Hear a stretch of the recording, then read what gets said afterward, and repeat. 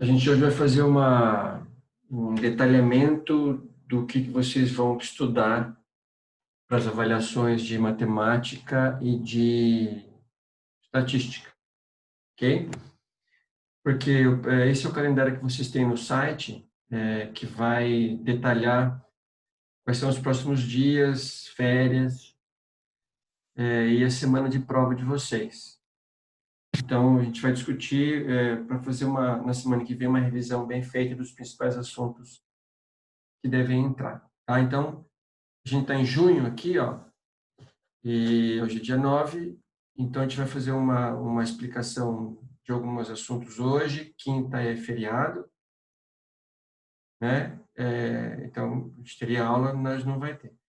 E aí, na semana que vem, a gente vai usar esse tempo para discutir as dúvidas de vocês e fazer lista de exercícios no dia 16 com a matemática, dia 18 com a estatística. Vocês têm uma lista para fazer. E dia 23, provavelmente eu com matemática ou com estatística, depende do que vocês tiverem de dúvidas. Dia 24 de junho ao dia 4 ou 3 de julho são as avaliações, tá?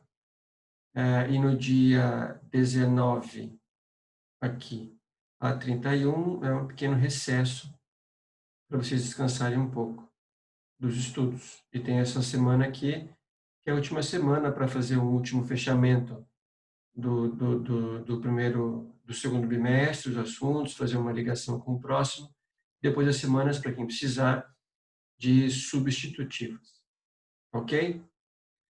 Vou aproveitar também hoje para explicar a outra etapa do PIESC para vocês. Vai ser entregue no fim do mês, na semana de prova, no fim do mês, meio do mês de julho. Vou marcar a data da manhã, mas só para que vocês entendam qual é o passo que a gente vai trabalhar agora em relação ao PIESC, que é definir qual é a proposta de valor. Eu vou explicar quais são as etapas para isso.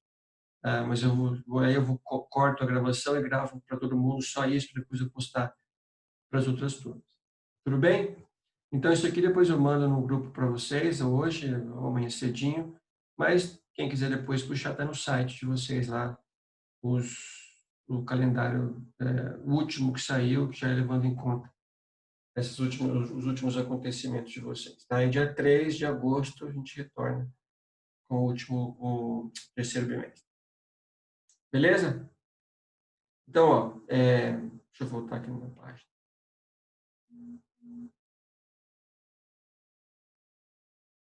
Voltamos. Então, hoje eu vou detalhar com vocês e lembrar alguns assuntos para que vocês possam estudar.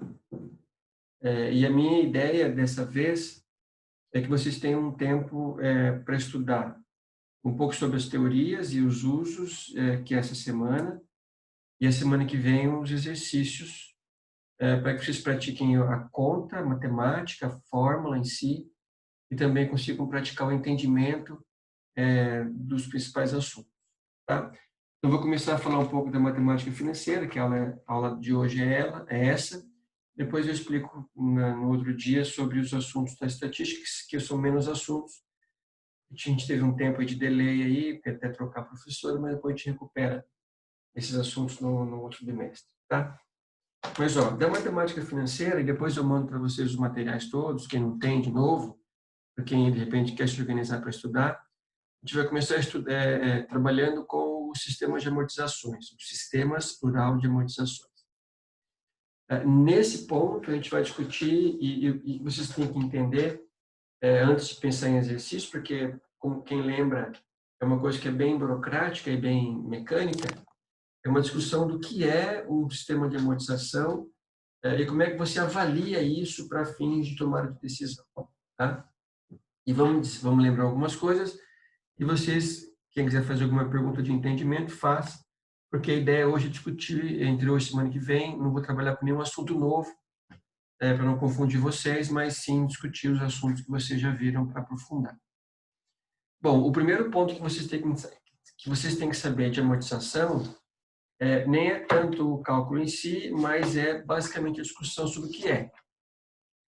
A amortização é um sistema que disciplina os empréstimos que a empresa faz.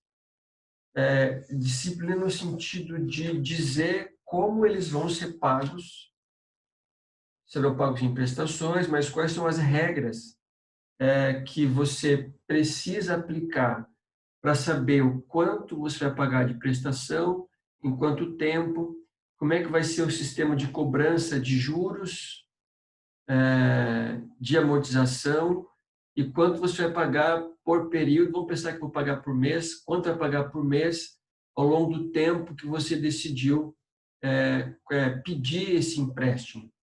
E depois, qual a implicação que tem entre pedir ou não pedir algum tipo de carência, o que significa pedir uma carência, como é que você calcula uma carência e que carência é essa. Só um detalhe sobre carência: dificilmente vai existir uma carência no sentido de perdoar uma dívida. Não vai existir, por exemplo, 2 meses aqui você não precisa pagar e eu vou descontar o que você não precisa pagar no valor total que você deve. Isso, a não ser que seja um contrato muito específico, alguém quer ajudar vocês, mas isso não existe. Na realidade, o que existe quando existe uma carência é uma postergação do início de pagamento. Você vai, ao invés de pagar, ou começar a pagar o mês X, vai pagar o mês X mais 4 meses. E normalmente existe uma regra e quem vai decidir é o banco, vai colocar em contrato, você vai aceitar ou não aceitar, sendo um contrato legal, como eu vou cobrar ou o que eu vou cobrar de você nesse tempo de carência. Então, a gente viu, a grosso modo, 2 momentos. Eu posso não cobrar nada de você no tempo de carência, o que não quer dizer que eu vou perdoar a sua dívida nesse período. Eu só vou calcular o quanto você pagaria nesse período para você começar a pagar no próximo. Então, você vai ter um tempo para pagar, mas não significa que você não vai pagar. Ou eu posso não cobrar nesse tempo de carência a amortização, que é o fato de você reduzir um pouco. Você deve, mas eu posso cobrar os juros desse tempo. Então, você não vai ter sua dívida aumentada porque você vai pagar os juros, nem vai reduzir porque você não pagou a amortização. Então, esse é a ideia, o ideal básico de um sistema de amortização. Mas o que importa para vocês pensar, e hoje a discussão é essa, é o seguinte: por que eu vou pedir o empréstimo e em que sentido eu vou avaliar um sistema de amortização? Então, eu tenho que pensar antes de pedir esse empréstimo do porquê que esse empréstimo vai ser pedido. Deixa eu ver uma data aqui. Que é para nós o ponto mais fundamental. Então, a gente vai partir do princípio que a empresa fez algum planejamento estratégico das suas ações por algum motivo. Ela decidiu, então, que para atender um certo plano estratégico, ela tem que fazer algum tipo de financiamento. Vai no banco e vai avaliar depois que tipo de processo ela vai usar para pagar esse financiamento e quanto esse custo impacta na minha avaliação do porquê pedir esse empréstimo. Então, vamos pensar assim, que é uma coisa que vocês já viram no primeiro bimestre. Se eu vou pedir esse empréstimo para fazer algum tipo de investimento, eu decidi agora que eu preciso investir fortemente em tornar a minha empresa mais presente no mundo virtual. Então, vamos supor que minha empresa hoje, ela vende muito no mundo físico e eu nunca tinha pensado até então em atuar no mundo do varejo online. Veio a pandemia e a gente entende que muito do que nós vivemos hoje enquanto negócios vai permanecer e o que significa basicamente num assunto que depois eu posso mandar para vocês, chamado economia de low touch, ou de baixo contato, que implica também em vendas pela internet. Então, eu tenho que investir numa plataforma de venda online. Eu não tenho dinheiro agora, temos uma crise, mas eu vou fazer algum tipo de financiamento. e eu fui lá no banco, o banco, para financiar investimento, vai financiar na tabela SAC, que é a amortização constante. Onde que isso vai entrar no que você já viu em termos de avaliação de investimentos? E também no CMPC, vocês viram agora recentemente. Bom, vai impactar da seguinte maneira.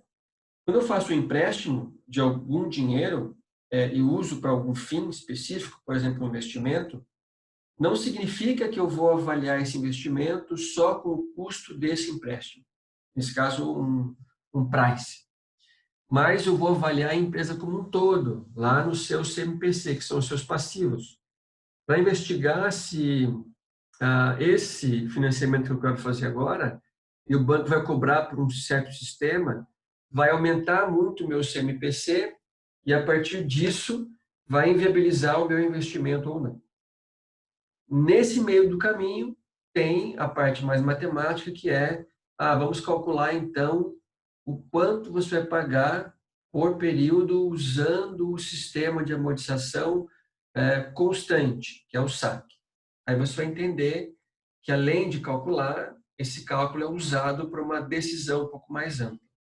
Então, pensem nisso. Mas, por enquanto, em termos de cálculo, vocês viram que para calcular qualquer sistema de amortização, e eu estou usando esse livro aqui, que é o nosso livro-texto, tem na biblioteca virtual, mas quem não encontrar, ou não encontrar essa edição aqui, que é uma edição, não é a última, é a edição 12ª, mas qualquer livro de matemática financeira vai explicar para vocês, porque a regra ela é a mesma, o que muda é só a forma de apresentar, o autor e alguns exemplos.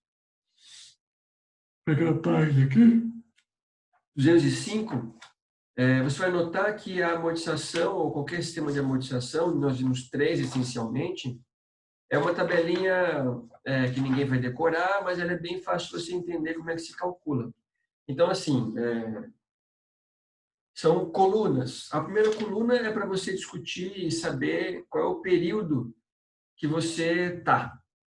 No ano zero, ou período zero, se for mês, geralmente você faz pagamentos mensais, mas no ano zero é o momento que você pega o empréstimo. Então, se eu for fazer uma série para calcular esse custo como se fosse uma tira ao contrário, para a empresa, essa série no primeiro ano eu vou receber dinheiro, vai ser positivo.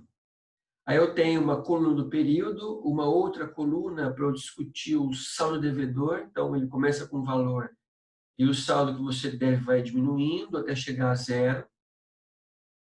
Uma outra coluna é da amortização, que vocês se lembram, que não se lembra vai depois lembrar, vai ler, vai discutir, que pela regra a amortização é um valor que quando você paga reduz o que você deve.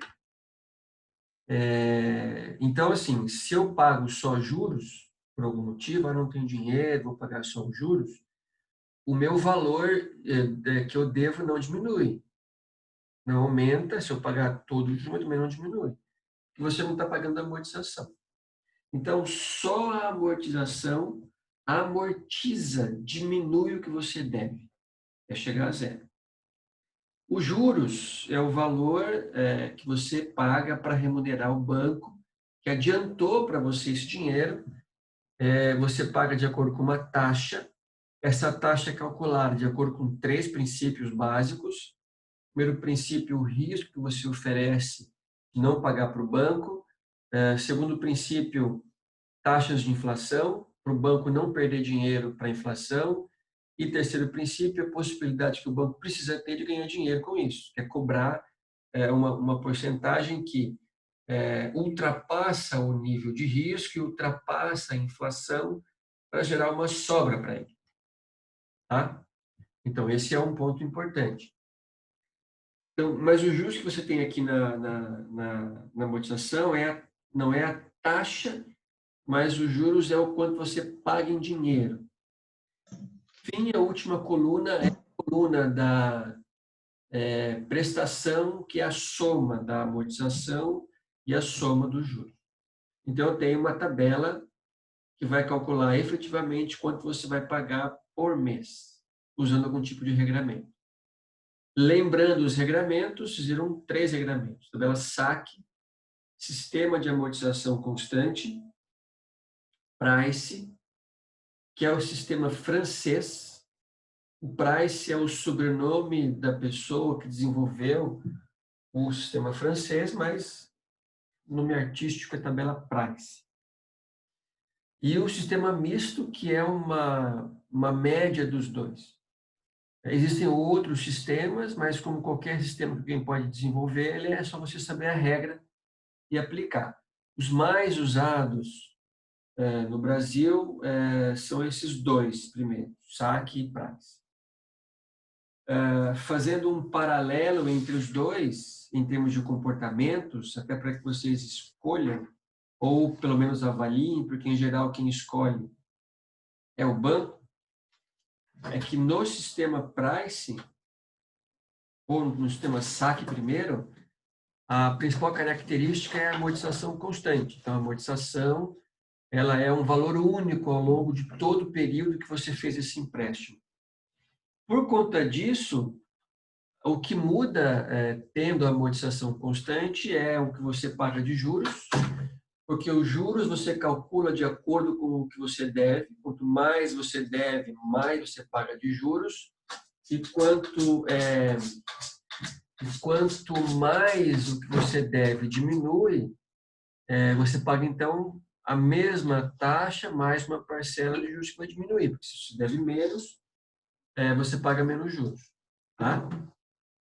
Então, os juros também vai diminuindo e a prestação, como a amortização e os juros diminuem, também vai diminuindo.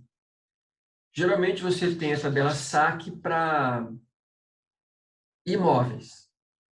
A grande vantagem da tabela saque é que a prestação diminui.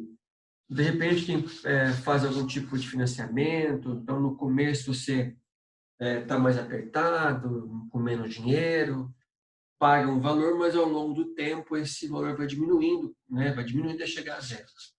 Então, essa é uma vantagem que tem Espera um pouquinho. Que tenha...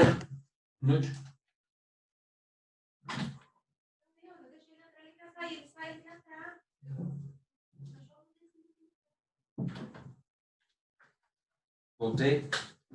Então, você prestação diminuída, você consegue se planejar, porque você sabe que a prestação vai chegar a um ponto, que ela vai diminuir tanto, que ela chega a zero.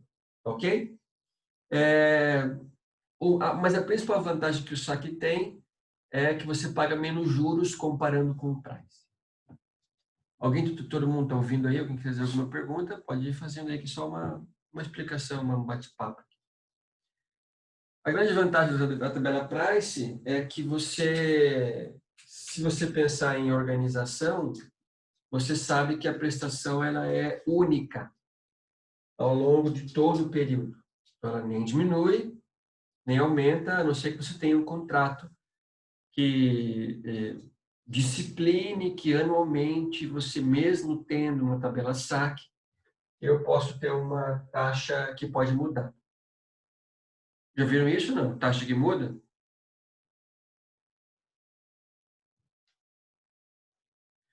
Não, professor, será que muda mesmo? Depende do contrato, pode mudar, né? Porque se eu tenho um ambiente muito instável, o banco pode pensar assim, mas se eu fizer 30 anos a mesma taxa, eu posso perder dinheiro. Imagina se eu faço uma taxa sei lá, 3% 5% ao ano, e a inflação por algum motivo chega a 10%. Será que o banco vai perder dinheiro? Não, né? Então ele tem que criar algum gatilho no seu contrato para ter brecha, para ter a possibilidade de mudar a taxa se precisar. Mas a taxa ao longo de um período do contrato ali, ela é fixa, né? Então, aí depende muito do contrato que se faz com o banco. Exemplo, uma modalidade hoje em dia de empréstimo a longo prazo que tem, especialmente para a pessoa física, é uma taxa atrelada à inflação. Essa taxa hoje, que pode ser vinculada à inflação, é uma boa, porque a inflação vai ficar baixa por um tempo, né? Por um bom tempo, a expectativa de inflação para o Brasil é baixa. Então, quem porventura fez algum tipo de empréstimo ancorado na tabela saque tendo a taxa pós-fixada na taxa da inflação, ele vai ver que, pelo menos nos próximos anos, 2 ou 3 anos, vou pensar em 2 anos para não ficar muito longo, a sua taxa vai diminuir. O que é bom, porque a inflação vai diminuir. Tá? A desvantagem que o Price tem em relação ao saque, é que ele tem um juros um pouco mais alto lá no fim das contas. Então, o valor que você paga de juros ele é um pouquinho mais alto por uma razão simples e bem fácil de explicar. Na tabela saque, você começa com uma amortização um pouco mais alta. Então, você reduz o que você deve um pouco mais rápido. Reduzindo o que você deve um pouco mais rápido, você gasta menos com juros. Na tabela Price, como você paga uma amortização, ela é menor no começo, você reduz o que você deve um pouco mais lentamente, no tempo total, mas enquanto isso acontece, isso faz com que você pague um pouco mais de juros, ok? Então, lembra dessa parte, depois vamos verificar como é que se calcula para na semana que vem fazer exercícios, mas pensem o seguinte, onde que está no ambiente de tomada de decisão o sistema de amortização? Ele está para que você faça uma avaliação concreta, crítica, para ver se aquele sistema que você vai usar para pagar o que você deve, do empréstimo que você fez, gera um impacto muito profundo, muito grande, nos seus custos, nos seus passivos, que podem impactar, por consequência, na avaliação de investimento. Então, você tem que saber de tabela de amortização dois aspectos bem interessantes. Primeiro aspecto, por que você usa isso? Né? Por que você está aprendendo a calcular, tabelar saque, price, ou MIS, ou qualquer outro sistema? E como que você vai usar isso para fins de tomar decisão? Então, é uma pergunta que eu seguramente vou fazer para vocês, que é para salientar que tão importante ou mais importante que a conta em si, que você pode pagar para alguém fazer para você, é você avaliar o porquê disso. Tá? E o segundo ponto é um ponto que é mais afeto à matemática financeira, que é o cálculo em si. Tá? Então, quanto você vai pagar de prestação no mês 5? Você vai calcular. Quanto vai pagar de juros a mais porque eu escolhi pagar com carência? Se eu tivesse pago sem carência, ia ter um empréstimo um pouco mais barato. E realmente tem. Porque carência, como eu falei para vocês, não significa que vai ter um perdão da sua dívida, mas só o banco vai protelar, vai atrasar um pouco o que você tem para pagar para ele. Beleza? A grosso modo, alguém tem alguma pergunta para fazer de amortização?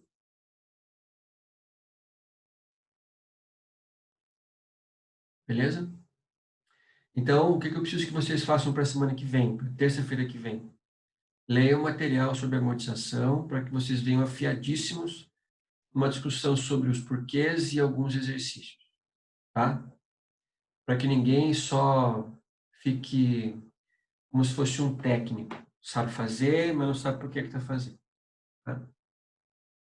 Depois, vocês viram descontos, tá? E uma pergunta bem interessante é o que é desconto? O que é isso? Por que vocês estão vendo desconto? Também tem no livro, do meu livro. No meu livro, não, no livro que a gente usa. Então, por que existe desconto? Por que estão aprendendo desconto? E qual a relação de desconto com a amortização? Ou não tem? É uma boa pergunta. Desconto e amortização tem alguma relação ou não?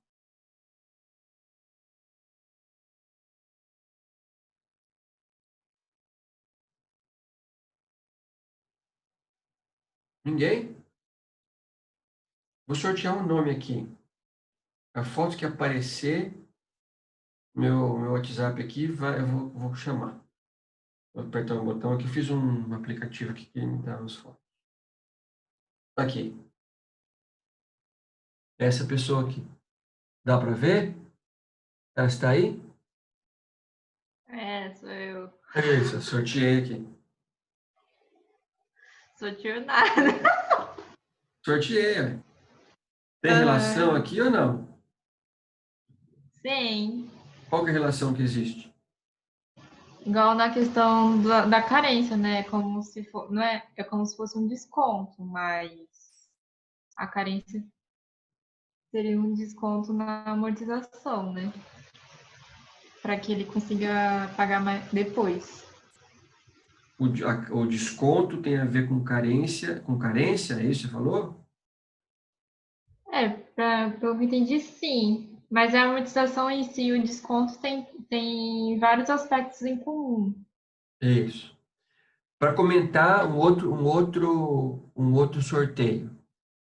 Essa pessoa que está aí, ó, bonitão de Tá falando no chat, professor, tá falando no chat. no chat, Aham. Tá conversando com você no chat. rolando um chat violento aqui, em 5 chats já. Isso.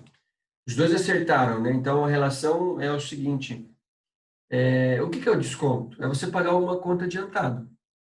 Então, qual a relação que existe, assim, uma ideia bem simplista, bem mais simples que os dois comentaram. Eu tenho que pagar uma parcela daqui a 6 meses, mas por algum motivo ganho dinheiro agora e quero pagar adiantado. Então, eu vou descontar a parcela, né? Pegar o valor futuro, trazer para o valor presente e vou pagar hoje. Qual o benefício de pagar mais cedo? Tá acabando aqui, depois a gente volta. O benefício de pagar mais cedo é que você paga menos. Então, quando você financiou um carro, por exemplo, uma tabela Price, todo mundo sabe que tabela Price envolve pagamento de juros.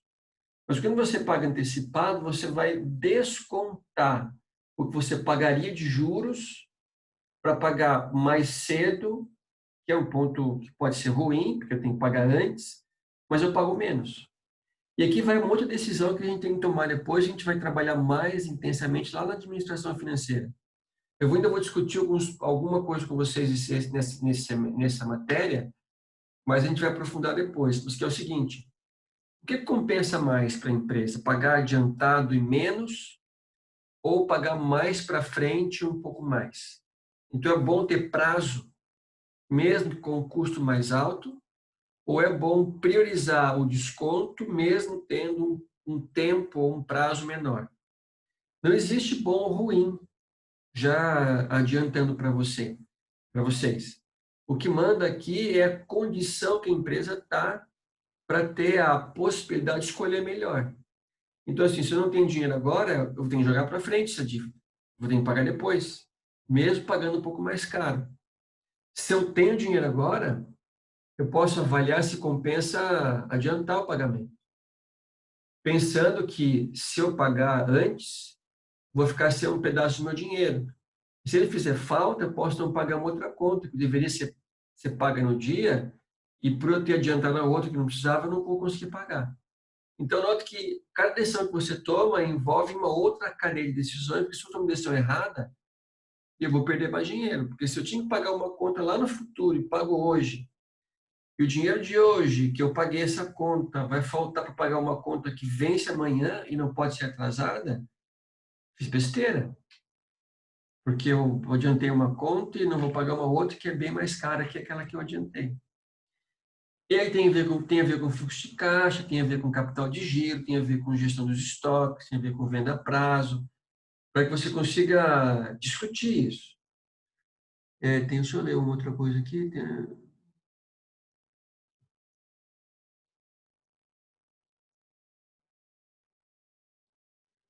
O que está aqui no chat é do Luan, né? É, né? É.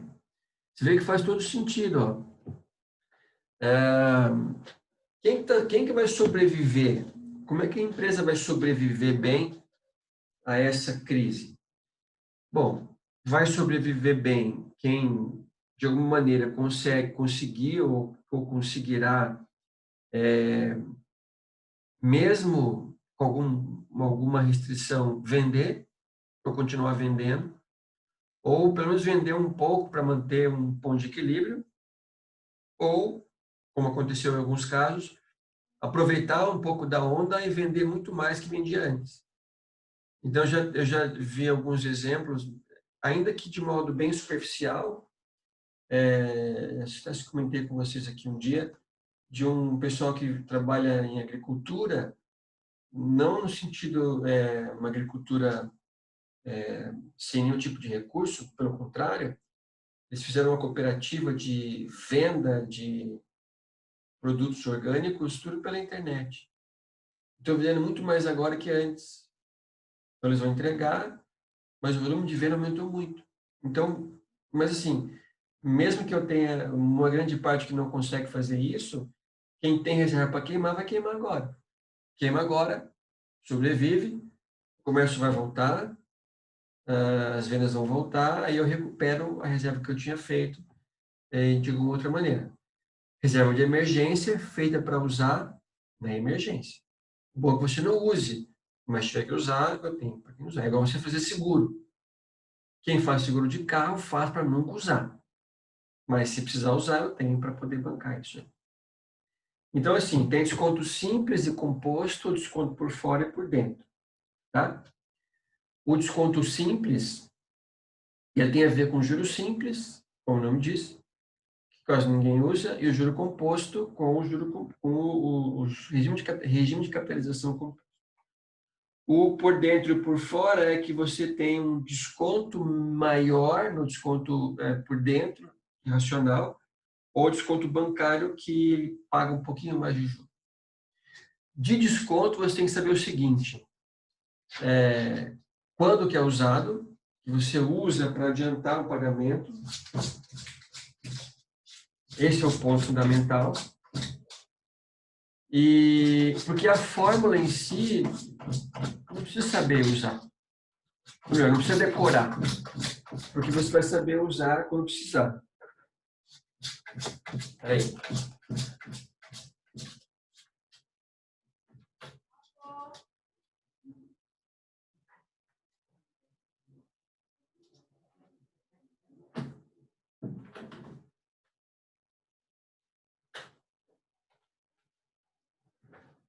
Tudo bem? Então, assim, para fazer qualquer tipo de avaliação e para fazer o dia a dia de vocês, que é o que mais importa, quem precisa de desconto, é só sacar o livro de vocês, né? Tem as fórmulas, né? Direitinho. Vocês também têm no PowerPoint de vocês. E aplica. Ou em algum momento, acha um aplicativo aí que faz a conta para vocês. Como nós tínhamos achado um site que fazia as contas de amortização, até mostrei um, chama Faz a Conta, e você só vai avaliar, que é o que mais importa para a gente. Então, desconto é saber quando que o desconto é usado, a relação do desconto com amortização, que são financiamentos de modo geral, e depois a conta em si, fórmula, que fórmula você usa para cada situação, que o resto você aprende. No nosso caso, a gente pode ter situações em termos de exercício e tudo mais, que vai pedir para que você faça a conta levando em consideração desconto simples ou composto. Como lá no primeiro bimestre, para você calcular alguma coisa usando o juro simples e usando o juro composto. Ninguém vai adivinhar se é para usar um ou outro, quando é algum tipo de exercício, ele tem que dar o comando para vocês. Olha, faça de acordo com o regime de desconto simples, regime composto, desconto bancário, e aí vai. Porque ninguém vai adivinhar o que vai calcular, tem que ter o comando para vocês. O resto de desconto é isso, nada além disso. Ok? E o último grande assunto que vocês viram, e aí depois as consequências disso, é a relação do custo médio de capital, né, o CMPC. Custo médio ponderado de capital. Como eu usei um livro para vocês, hoje eu vou mandar já, até eu já coloquei aqui no PowerPoint para vocês, só enquanto faltam 2 minutinhos aqui, só vou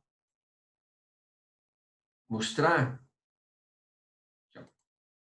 Eu coloquei já num PowerPoint o que vocês viram, né, do livro, para ninguém depois ficar com dificuldade de não achar o livro, né?